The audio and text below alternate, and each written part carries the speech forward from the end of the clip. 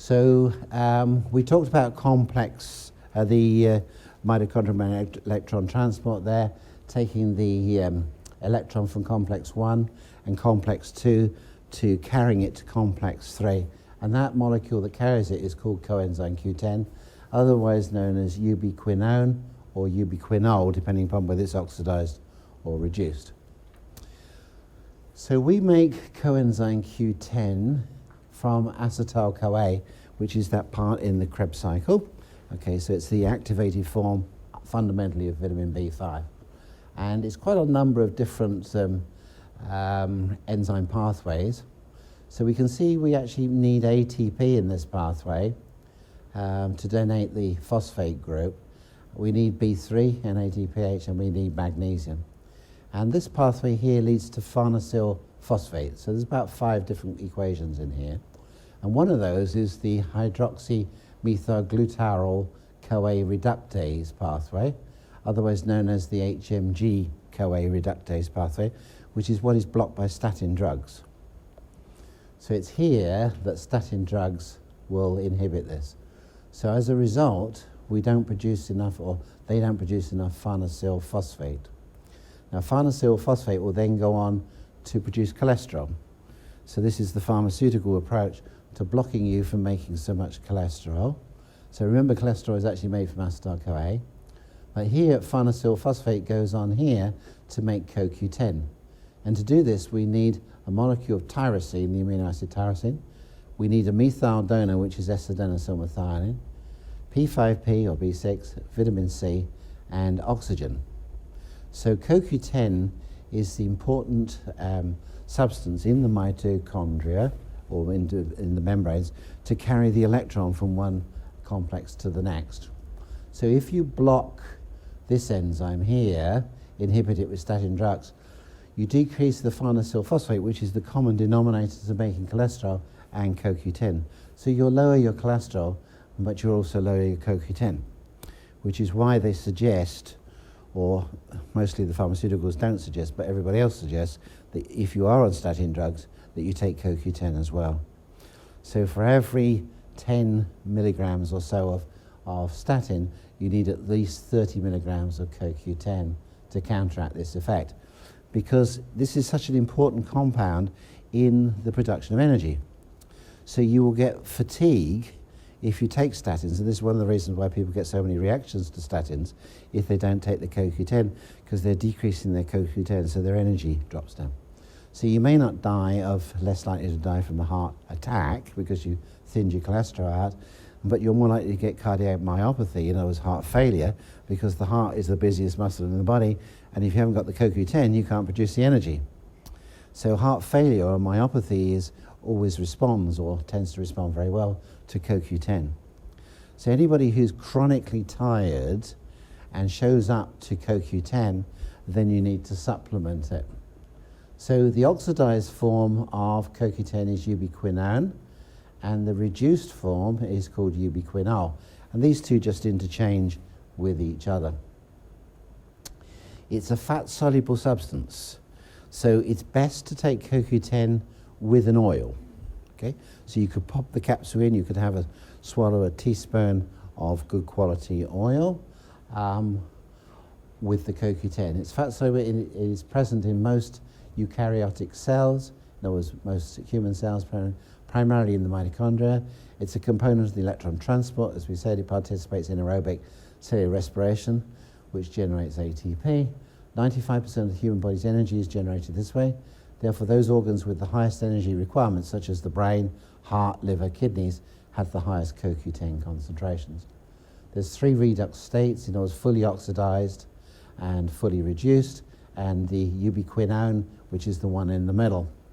The capacity of this molecule to act as a 2-electron carrier, moving between the quinone and the quinol forms. One electron carrier moving between the semiquinone and the other forms, central to its role in the electron transport chain due to the iron sulfur clusters, and can only accept 1 electron at a time as a free radical scavenger. So that means it's an antioxidant as well as an energy producer. So it acts as an antioxidant because it accepts the electron at each time. So here we see the structure, this part, and you'll see we've just got a subtle change there. So again, looking at this picture, which is a lovely picture, really illustrating, here's the mitochondrial membranes, the outer one and the inner one, stacking up with protons, and when those proton concentrations get strong enough, it opens up this pump here, which then adds the phosphate group ADP to ATP. That's the Krebs cycle, but it shows you the FADH2 and the NAD coming in here with the electrons. Okay, CoQ10 deficiency in humans shows up in the heart as one of the first places. So that would be your cardiac myopathy when you get low levels of CoQ10, would be the heart muscles there. Pancreas, adrenals, kidneys, epidermis, liver and skin. So according to Mercola's website, he puts down there are foods with CoQ10 and that you can eat if you want to increase your body levels. It's said that you can consume a balanced diet. You're more likely to get enough CoQ10. Notable examples include fish, especially wild-caught Alaskan salmon, which is probably one of the last remaining good fish to purchase, herring, grass-fed beef, and organ meats, which people don't tend to eat quite so much of. Organic pastured meats, that means that they're fed on green pasture, sesame seeds and broccoli. So here we've got spinach, bell peppers, green cabbage, cucumber, kale, sea vegetables, asparagus, bok choy, celery, green beans, leeks, Swiss chard, beet greens, Brussels sprouts, collards, green peas, mustard greens and turnip.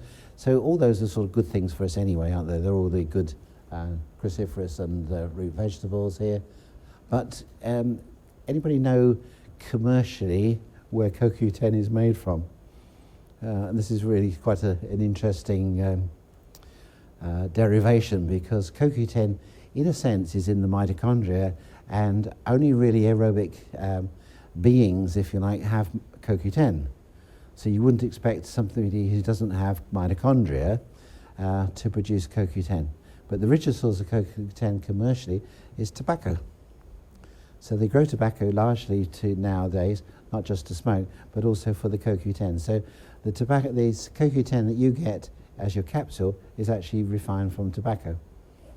And that's why sometimes you find the CoQ10 is darker than at other times. You get a batch which is a darker yellow, depends on the tobacco that it's extracted from. So don't worry, there's no nicotine or carcinogenic substance in it, but it's a naturally occurring substance in tobacco. CoQ10 has a potential to inhibit the effects of warfarin. So this is one of the dangers, that you shouldn't take CoQ10 if you're on warfarin. It's a potent anticoagulant by reducing the measure in the blood clotting times. The structure of CoQ10 is very similar to vitamin K, which it competes with and counteracts warfarin's anticoagulation effects. So if you take CoQ10, you decrease the effect of K. It's indispensable, we know, for producing energy. It's an antioxidant. It helps regenerate other antioxidants, especially E, and it stimulates cell growth. It's beneficial for the prevention of cell damage by hypoxia. It's particularly important to protect the myocardium, the muscle of the heart. It's been proven to have anti-tumor and immune system enhancing properties. Genetic mutations, aging, cancer and statin-like drugs can cause a decrease in the levels. Low ratio of CoQ10 to low density lipoproteins, which we're going to talk about in the next module. Cholesterol is a strong indicator risk of atherosclerosis or clogging of the arteries. So beef heart is a good source, liver and muscle. So anything where you've got aerobic respiration going on, energy production. So in the red meats and things, red fish, soya beans, olives and grapeseed and rapeseed oils are good sources as well. So there's no known daily requirement, because we should make it inside, but up to 3,500 milligrams is considered to be safe. Most people we find are about 90 to 120 milligrams.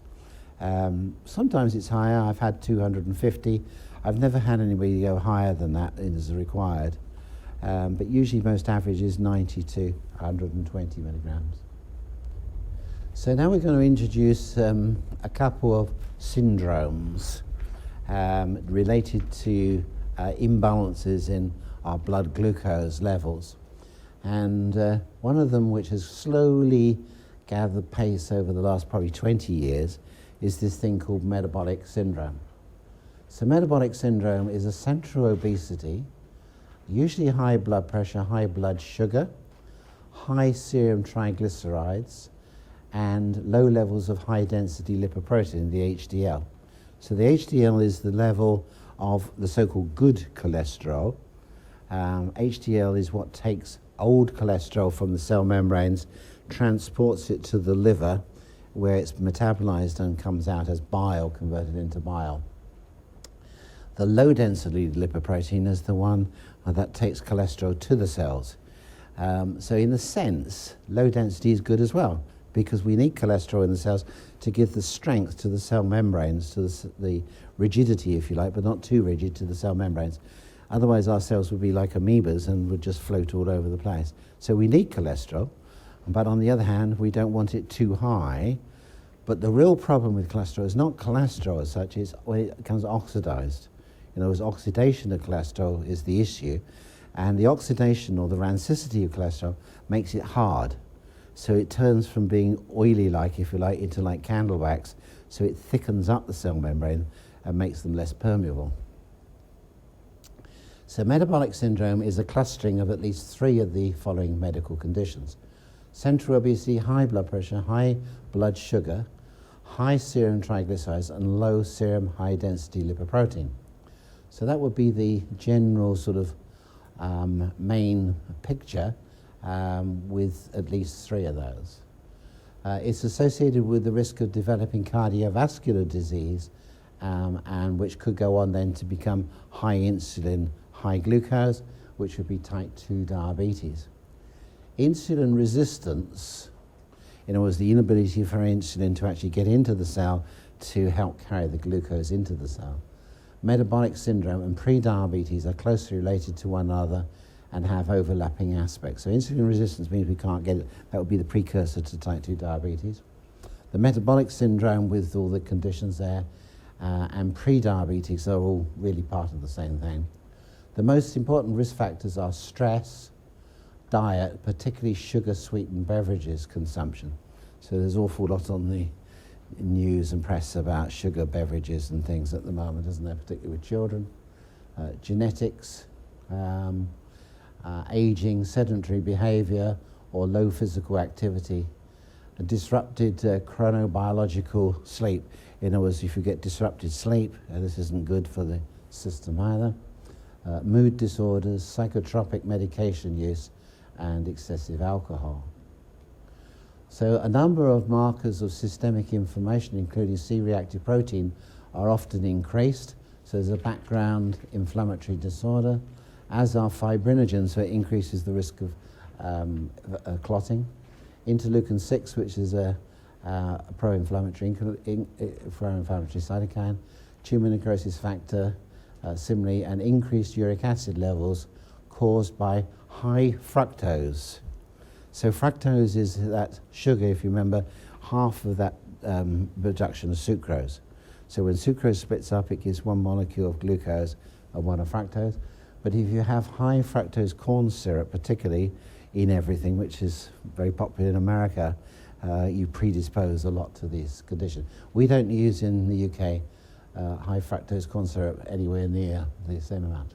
Weight gain is associated with metabolic syndrome. Rather than total adiposity, the core clinical component of the syndrome is visceral or ectopic fat in organs not designed for fat storage, whereas the principal metabolic abnormality is insulin resistance. Since the metabolic syndrome is a disorder of energy distribution and storage, fat accumulation explains for a significant portion of cardiovascular risks. However, obesity without metabolic syndrome does not confer a significant cardiovascular risk, whereas metabolic syndrome without obesity is associated with significant risk and cardiovascular disease. So let's read that again. So however, obesity without metabolic syndrome does not confer significance. So you can have a large weight gain, but if you haven't got the other symptoms or conditions, there's no problem.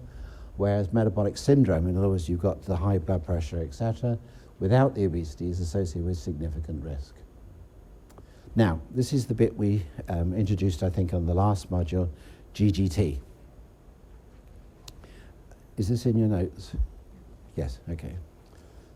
So GGT stands for gamma-glutamyl transferase enzyme, GGT. So we've met, when we talked a little bit in the last module about glutathione. Glutathione is a tripeptide molecule, 3 amino acids, in the mitochondria, in the cell inside, and is the principal antioxidant in our cells. So that's the first thing we want to know. It's the principal intracellular antioxidant. So in other words, it reduces inflammation inside the cell. So we know that inflammation is the cause of many, many problems. Even manic depression now is beginning to be seen as a pro-inflammatory condition. So many, many conditions in the body have inflammation. Now there's obviously other factors in there as well, but inflammation is something everybody's looking at. So everybody's saying, how do you reduce inflammation? And the answer, according to the pundits, is turmeric. Everybody has to eat turmeric. A vet was telling me the other day, who's a patient, he said, they're feeding them up left, right and centre into horses as well now. I said, surely horses don't eat turmeric by nature, do they? He said, oh, they do, the amount they're putting down horses. And he said, they don't mind it actually, so it's interesting. So everybody's into turmeric, but it may not be the best antioxidant, as we'll see. So glutathione is also the major detoxifier inside the cell. So there are other toxicities like methylation, sulfation, acetylation, etc. There's a number of different pathways to conjugate toxins, but the major one is glutathione. So the making and understanding of glutathione is really, really important for so many different diseases, because so many different diseases are associated with build-up of toxins. And what we're going to gradually through the seminars we'll look at is where those toxins come from, because a lot of toxins come from outside, you know, like pesticides, herbicides, sprays, all sorts of things, cosmetics, etc. But Dr. Bruce Ames, who's one of the world's best known biochemists, he always insists that if a person is sensitive to outside chemicals, they've got a big issue inside chemicals. So we produce a lot of metabolic byproducts, chemicals inside our bodies, and if we can't metabolize those, we then can't metabolize the outside ones, which all go through the same pathways. So if you become highly sensitive to odd things in the environment, you've got a big problem inside. So if you can understand the inside mechanism of how we basically detoxify, then you can find the answer to the outside ones. And he said, don't worry about the outside ones at the moment, go for the inside ones, because once you open up unclog the filters, then the body can start to function, and then you won't get the outside issues. Now, the major one to look for is glutathione. If glutathione is working and you've got sufficient amounts, you can basically metabolize any toxin inside and out. Other toxins will come through methylation pathways, etc., but you need the methylation pathways in order to make glutathione. So glutathione, as we see, is made from cysteine, the amino acid cysteine, and then has glycine added to it, and then has glutamic acid added to it. Now, when you have those 3 amino acids linked together, or as glutathione, when you ingest those within foods, and there's certain foods which do contain glutathione, if you could get those into your blood, you can then take it from the blood into the cells. But nature's put a little obstacle in the way called gamma-glutamyl transferase, GGT.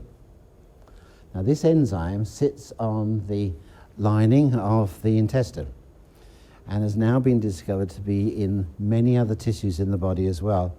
And we'll talk about which ones, but the one of interest otherwise is the brain. So what gamma-glutamyl transferase does is it breaks down glutathione here, and it releases the cysteine and the glycine and takes the glutamic acid away from it.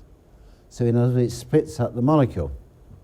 So that splitting up of the molecule means you can't take the glutathione intact. So if you were to swallow glutathione, the amount that would get through your intestine is relatively small, maybe 10%. So you would literally have to take thousands of milligrams to get a sufficient amount in, which is a bit disturbing because it will cost you a small fortune in the process of that. If you've got the higher the GGT, the more you break glutathione down.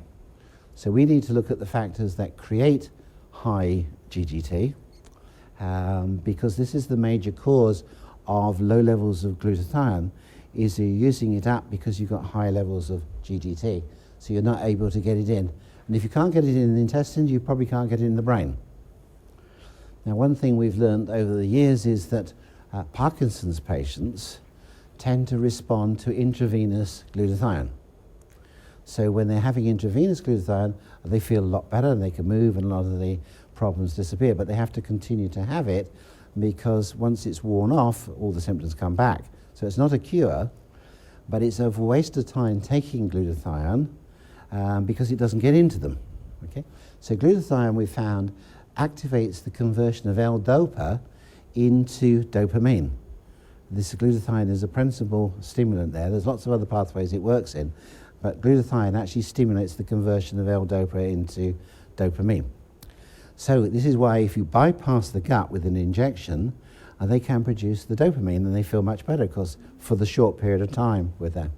So we've got to look at how do we get glutathione in, or how do we build it up on a natural basis.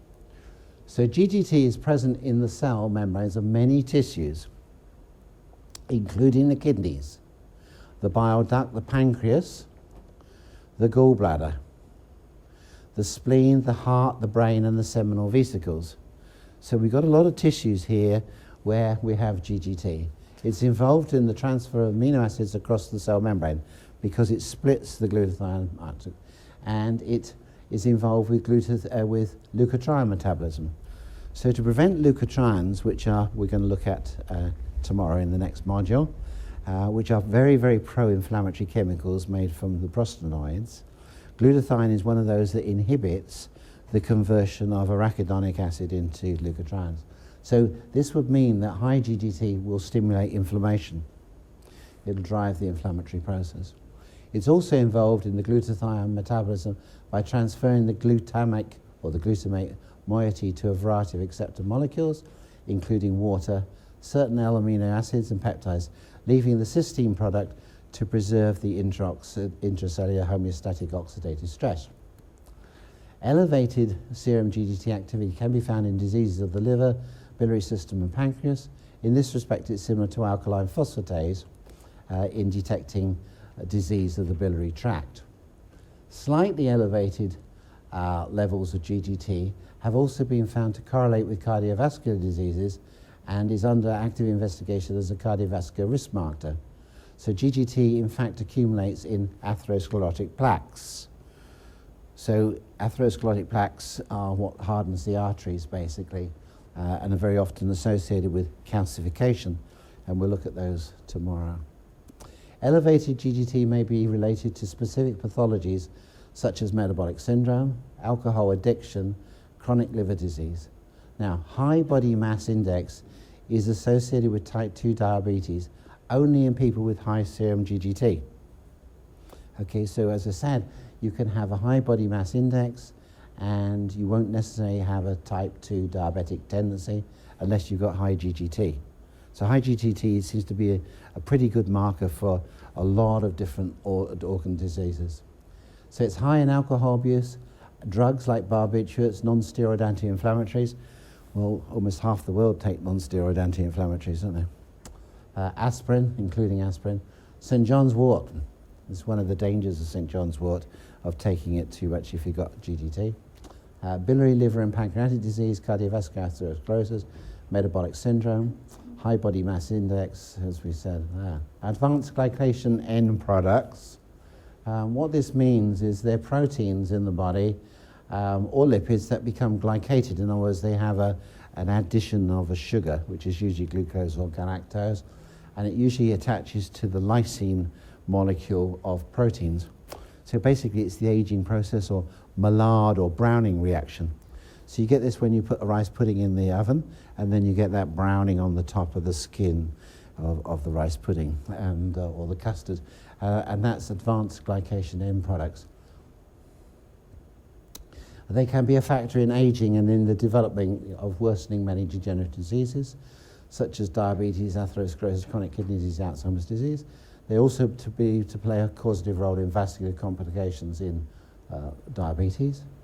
In the context of cardiovascular disease, they induce the cross-linking or thickening of proteins, which can cause vascular stiffening, entrapment of low-density lipoprotein particles, low-density lipoproteins, in artery walls. They can cause glycation of the low-density lipoprotein, which again can promote its oxidation. Oxidized low-density lipoprotein is one of the major factors in the development of atherosclerosis. Proteins are usually glycated through their lysine residues, which is what I said. When skin is exposed to oxidative stress, the effectiveness in the endogenous antioxidant system can be significantly compromised. And one of the best anti-aging end products that's been discovered today is pomegranate. So pomegranate is a wonderful fruit. It's revered out in the Middle East as one of the sort of 4 major protectors of the aging process, along with walnuts. The black walnut is one, the mulberry is one, and the grapevine is the other. So those 4 are considered to be the sacrosanct 4 fruits or protective in Uzbekistan, where I used to go to teach sometimes, and they revere those 4. So if whatever you got ill with you, you take one of those or all of them. Okay, so that's pomegranate.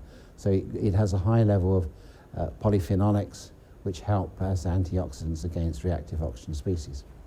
So how you would diagnose this, and I've got a suspicion that the advanced glycation products are in some way related to the GGT.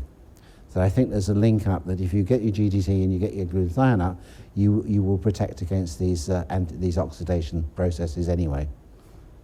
So water, men are 65% water and 15% body fat or so. Women are 58% water and a lot more cuddly. They should be 25% fat. Okay, and there is 40, that means if you calculate that out, that we're basically 2/3 water, in other words, 40 to 50 litres per person. Now I can carry, what are those drums of ours? Are 19 litres, aren't they? So if you imagine carrying 2 of those heavy drums, and that's not even your body weight yet, and you think, gosh, do I walk around with all that? Yet I don't feel as heavy as 2 of those drums. So extracellular fluid, that's all the fluid outside of the cell, usually has a pH of 7.4, which is strictly maintained by the bicarb on the alkaline side and ammonia phosphate on the acidic side. And whereas the intracellular fluid can vary tremendously from as small as 1, like in the stomach cell, up to 14. So intracellular is impossible really to be able to determine, but extracellular fluid you can determine really by the pH of the saliva. So the pH of the saliva mimics what the pH of the blood and the extracellular fluid would be if you didn't have the buffering system. So obviously in the extracellular fluid you cannot go acid or alkaline, otherwise you go into medical acidosis or alkalosis, which is very serious. So what happens is the buffering system maintains it strictly around the 7.4 area. So it doesn't allow you to go too high or too low, but the tendency is there.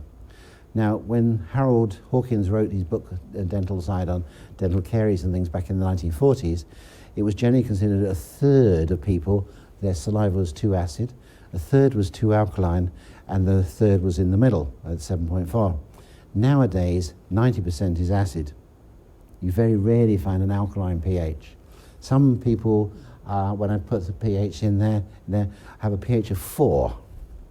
That's pretty acid, and that's going to dissolve your enamel. So don't kiss those people because they've got an acid tongue, literally. Okay, so pH has to be kept very strictly. So the pH of the saliva is a good indication of what the body would be like. So let's have a look at some waters. So water therefore should have a pH of around 7.4 ideally. Water should ideally be in glass bottles, because nowadays we know all about plastics and the problems with them, particularly the softer plastics with their bisphenol A in them. It should not be above 20 milligrams per litre in sodium. That's 20 milligrams per litre is parts per million, if you're not familiar with that. So 1,000 parts per million would be a gram in a litre. It should have at least a minimum of 2 to 1 or less calcium to magnesium ratio. So the better the water, when we analysed that water, it was about 80 to 1. 80, but is that Fiji water? Fiji water is a very good water. It's about 1.5 to 1, isn't it? Or even 1 to 1. It's one of the best. What? Silica as well, yes. But the main thing we're talking about is the calcium ratio. So these are good waters here, just examples of them. And again, with Fiji coming up. Well, the only problem with Fiji is in plastic. Mind you, to ship Fiji water from Fiji in glass bottles would be harder. So, the last topic here, fibre. Now, our next module weekend is the guts, or one of those days in there is the gut. And the gut is going to be, that's on the Saturday. And that we're going to talk a lot about feces, fibre, and soluble fibre and insoluble fibre. So this is really just to introduce, because fibre is an important part. It makes up a quarter of the feces is made of fibre. So soluble fibre is from fruit and vegetables and is fermented by colonic bacteria to fuel the colonocytes.